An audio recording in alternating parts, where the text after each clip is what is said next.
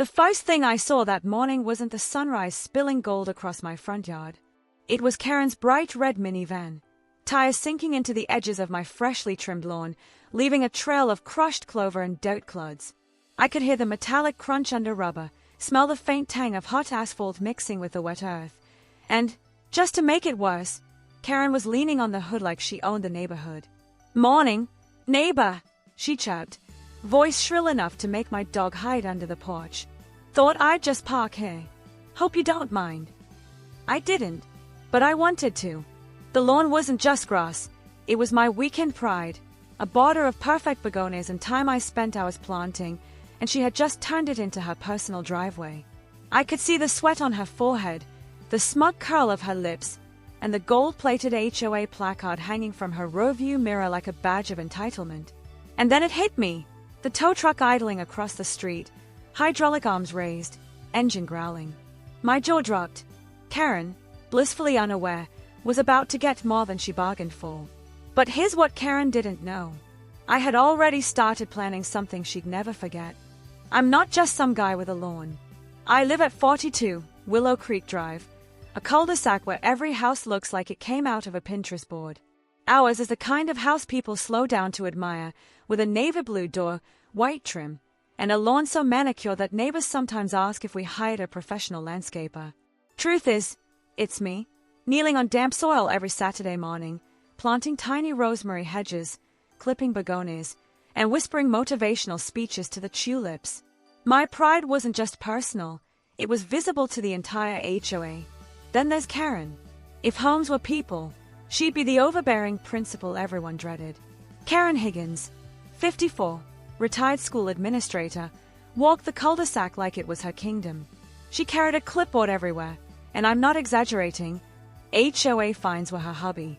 $50 for leaving a garbage can out too long, $75 for a crooked welcome mat, $100 for a mailbox that leaned an inch too far. Her favorite meeting time? Every second Tuesday at 7 p.m., which she never missed. I tried staying under the radar, following all rules to the letter. But Karen had a knack for inventing violations. One time, she fined me $150 because she claimed the lavender by the driveway interfered with sight lines, even though it was less than a foot tall. Another time, she sent a notice because my garden gnome wore a tiny hat she deemed unseasonal. And then came the minivan incident. This wasn't the first time Karen had encroached. She had parked across my curb before, right where my begonias met the concrete. But this time, it was different. She drove right onto the lawn, not by accident, but like she was asserting dominion. Her tires chewed through the time and left brown streaks on the grass I'd been watering every morning. I remember that Wednesday morning, August 7th, like it was burned into my memory. The sun was barely up, the air smelled of fresh-cut grass, and my coffee was still steaming on the porch railing. When I stepped outside, Karen was leaning on the hood, clipboard in hand, smiling like she was giving me a lesson in humility. "I parked here last week too, didn't I?" she asked, as if repeating offenses made them somehow acceptable. That was her first strike, the official one. Not a letter, not a text, not a passive-aggressive sticky note on my mailbox. She just claimed the lawn. And in the world of HOA tyranny, claiming territory was the first step toward conquest. I clenched my fists, smelling the hot asphalt mingling with the broken stems beneath her tires, and realized this wasn't just about grass anymore. This was about respect. And if she thought I'd just stand there, I was about to show her what happens when someone underestimates a meticulous, rule-following neighbor. Little did Karen know, her first victory would be the spark that lit a fire she'd regret. At first, I tried the polite approach. I knocked on Karen's door, holding a freshly printed copy of the HOA bylaws. "Karen, the bylaws don't allow parking on private lawns," I said, trying to keep my voice calm. Her eyebrows shot up like I'd just insulted her entire lineage. "Oh, honey," she replied, smirking. "I think I read that part differently." She waved a hand dismissively, like the rules were optional for people with a clipboard. That was the first of many encounters that would slowly chip away at my patience. Over the next month, the harassment escalated. Karen sent 3 formal HOA violation letters, each one stamped with dates, fines, and threats of escalation. The first was for $75, claiming my lawn interfered with neighborhood aesthetics because of a slightly leaning gnome I'd forgotten to straighten. The second, $150, accused me of blocking community sight lines with my rose bushes. And the third, that one hurt, $250 for obstruction of ingress, citing her repeated parking on my property as an inconvenience. I called the HOA office, hoping someone would intervene. That's when I learned the technicalities. The HOA could issue fines for violations, but they had no authority to allow trespassing on private property.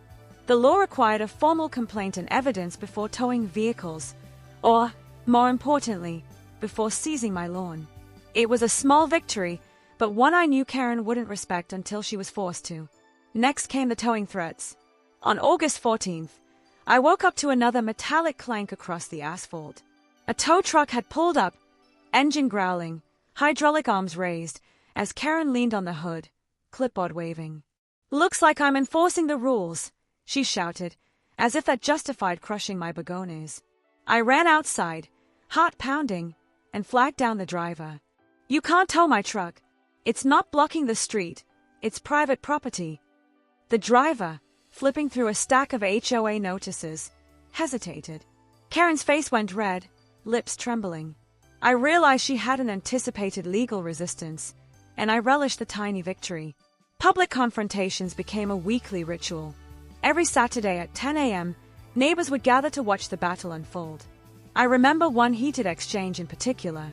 "Karen, move your van off my lawn, or I'll call the cops." I shouted, hands on hips. "Oh, so now you want law enforcement involved?" "Pathetic," she barked, waving her clipboard like a weapon.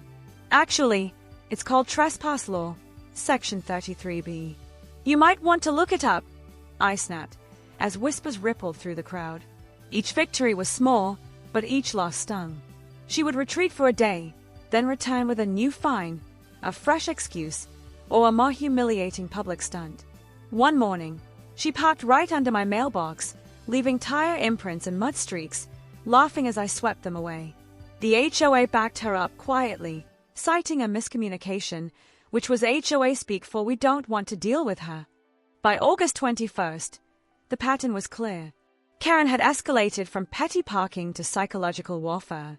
Every letter, every smike, every public confrontation felt like a calculated move. I was exhausted. My weekends, once peaceful, spent pruning and planting, were now spent defending my lawn, my property, and my sanity. That night, I sat on the porch with a cup of lukewarm coffee, staring at the crushed begonias and tire tracks. I went through every HOA bylaw, every city ordinance on towing, every property rights clause I could find. The more I read, the more confident I became. She had pushed too far, ignored every polite warning, and humiliated me in front of neighbors. I clenched my fists, the smell of damp earth and diesel lingering in the air, and muttered under my breath, "Enough is enough." For the first time, I felt the shift from victim to strategist. I wasn't just going to protect my lawn. I was going to make Karen pay attention in a way she'd never forget. And that's when I realized it was time to strike back, and I already had the perfect plan forming. I spent the next week in quiet obsession, turning my frustration into a blueprint. Karen thought she could waltz onto my lawn with impunity, but she had underestimated me. I wasn't just fighting for grass. I was fighting for principle, pride, and the right to peace in my own yard. First, I gathered evidence. Every tire imprint, every crushed flower, every smirk she flashed in front of neighbors was documented. I started taking timestamp photos, sometimes sneaking my phone out the kitchen window in the early morning light, capturing the minivan parked diagonally across my begonias. I even installed a small motion-activated camera near the driveway, a discreet black box, almost invisible against the fence. The camera recorded not only her parking violations but also her over-the-top reactions when confronted, which would be crucial later. Next, I brushed up on the law. I spent late nights scrolling through city municipal codes on trespassing, private property rights, and HOA authority limits. The discovery was delicious. While the HOA could levy fines for aesthetic violations, they had zero authority to authorize vehicles on private property without my consent.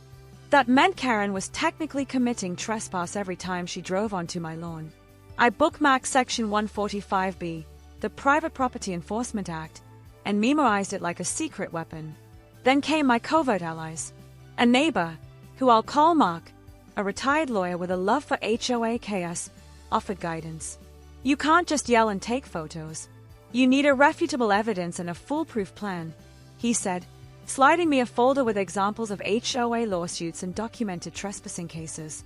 Together, we crafted a step-by-step strategy: catch Karen in the act, record it legally, and escalate to city enforcement in a way that would humiliate her publicly without breaking any laws. Preparation became ritualistic. I spent late nights drafting emails, pretending to be concerned about her habitual parking and asking HOA clarification questions, planting seeds for future confrontation. I practiced delivering lines in the mirror, rehearsing my composure for the inevitable showdown. I even went so far as to print copies of all relevant bylaws in the HOA office, under the guise of researching community regulations, narrowly avoiding suspicion when the office manager glanced over my shoulder. Meanwhile, Karen continued her assaults. She parked across my curb at 7:03 a.m. on a Tuesday, stepped out in her usual strut, and waved at neighbors like she was winning some invisible trophy. I smiled behind the camera lens, adrenaline mixing with satisfaction. She had no idea the trap was being laid. Every tire mark, every overconfident smeg was being catalogued.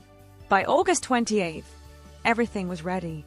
I had the timeline of violations, photographs, camera footage, and legal references all organized in a single folder. I had drafted polite but firm emails to the city, copied neighbors for witness statements, and even arranged a subtle alert to the local news office, without tipping Karen off. The crescendo was about to begin. As I stood on the porch that night, reviewing my meticulously color-coded spreadsheet, I felt a thrill I hadn't experienced since planting the feist daffodil in my garden. The trap was perfect, legal, and about to turn Karen's arrogance into a public spectacle. All that was left was for her to make the final mistake: park on my lawn one more time. And when she did, I'd be ready. Every camera, every witness, every rule on my side. Karen had no idea she was walking into the perfect storm. The morning of September 2nd dawned like a trap waiting to spring. I stepped onto the porch at 6:57 a.m., coffee in hand, and breathed in the crisp air tinged with dew and cut grass. Everything was in place. The motion-activated cameras blinking silently, my neighbors lined up behind the hedges, curious and amused, and the folder of legal proof resting on the kitchen counter. I just had to wait. At 7:01 a.m., it happened. Karen's bright red minivan appeared at the cul-de-sac entrance, engine purring with smug confidence. She waved at a neighbor mowing his lawn, flashed her clipboard like a scepter, and then, just as predicted, rolled onto my perfectly trimmed grass. Tires sank into the soil, crushing tiny rosemary bushes. The smell of hot asphalt mixed with crushed earth hit me like a punch, and I felt a cold thrill run down my spine. I stepped forward, voice steady, camera in hand. "Karen," I called, loud enough for the gathered crowd to hear, "you've parked on private property again. That makes this trespassing under Section 145B. Her smirk faltered, replaced by a flicker of panic. I didn't know," she stammered, waving her clipboard helplessly. Slow motion, in my mind's eye, captured the moment. Her fingers trembling, the minivan tires squishing into the begonias, neighbors leaning forward, some phones raised for recording. I could hear my own heartbeat over the quiet murmurs of the audience.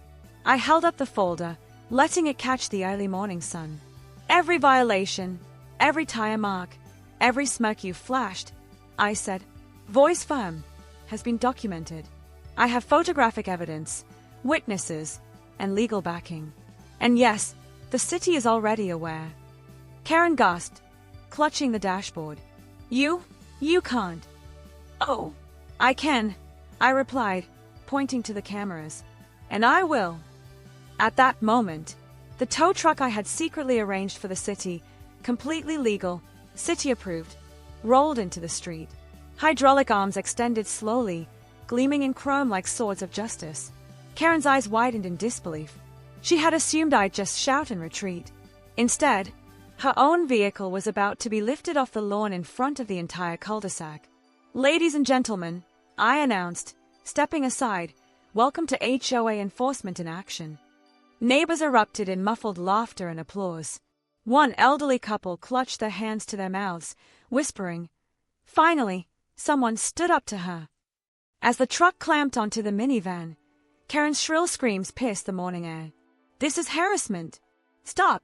You'll pay for this!" "Actually," I said calmly, "the law says otherwise."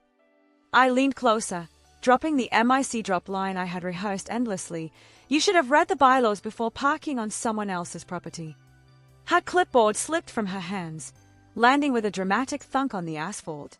She stumped around, pleading, gesturing at the growing crowd, but it was too late. The hydraulic arms lifted the minivan steadily, the tires spinning in slow motion, crushing the last of my time. The smell of burnt rubber and soil combined into a strangely satisfying perfume of victory. Even better, the footage from the motion-activated cameras had already started auto-uploading to a shared folder accessible by the HOA and the city. Every smike, every scoff, every violation was documented. Karen's own hubris was being broadcast back at her, undeniable and humiliating. When the truck drove away with her minivan dangling above the asphalt, Karen stood in the middle of the lawn, disheveled, red-faced, and utterly defeated. A neighbor muttered under their breath, "Should have read the rules, Karen." And just as I was about to savor the final moment of triumph, a local police officer stepped out of his cruiser, nodding at me. "All documented and legal," he said firmly, turning to Karen. "You've been trespassing repeatedly. Consider this your formal warning." Karen's jaw dropped. The weight of public humiliation and legal reality hit her like a ton of bricks. The entire cul-de-sac had witnessed her arrogance crumble, and she had no defense. And that's when the cop turned to Karen and said. Karen's defeat reverberated through the cul-de-sac for days. By September 5th, the HOA had officially reprimanded her, issuing fines totaling $1,250 for repeated violations and trespassing. Her minivan was still parked legally, but under strict city supervision, and she had been forced to attend a mandatory HOA mediation session, which neighbors attended just to witness her humiliation. Word spread fast. Karen Higgins, the self-proclaimed queen of Willow Creek Drive, had been publicly corrected, and everyone had seen it happen. As for me, I spent that weekend repairing my lawn. Kneeling on the soft earth, I planted fresh thyme and begonias, the smell of soil and dew mixing with satisfaction. Neighbors stopped by, some offering congratulations, others quietly nodding in approval. "You finally showed her," one whispered, eyes sparkling with relief. My family even joined in, laughing as we pruned the crushed edges, reclaiming our weekend pride. The victory was sweeter because it wasn't just about a lawn. It was about standing up for myself, for my family, and for the principle that no one, not even the most entitled HOA member, can bulldoze over someone else's hard work. I had documented everything, followed the law, and orchestrated a public lesson that would be remembered for months. Even now, months later, I can walk past the repaired begonias in time, inhale the fresh-cut aroma, and remember the metallic clank of the tow truck, Karen's shrill voice, and the crowd's collective gasp. It's a memory of justice, patience, and a carefully executed plan. But little did I know, Karen wasn't done yet. That minivan stunt was only the beginning. Somewhere in her oversized clipboard was a plan of retaliation, brewing in secret, waiting for the perfect moment. And I had a feeling the next showdown would be even messier, more ridiculous, and maybe even more satisfying.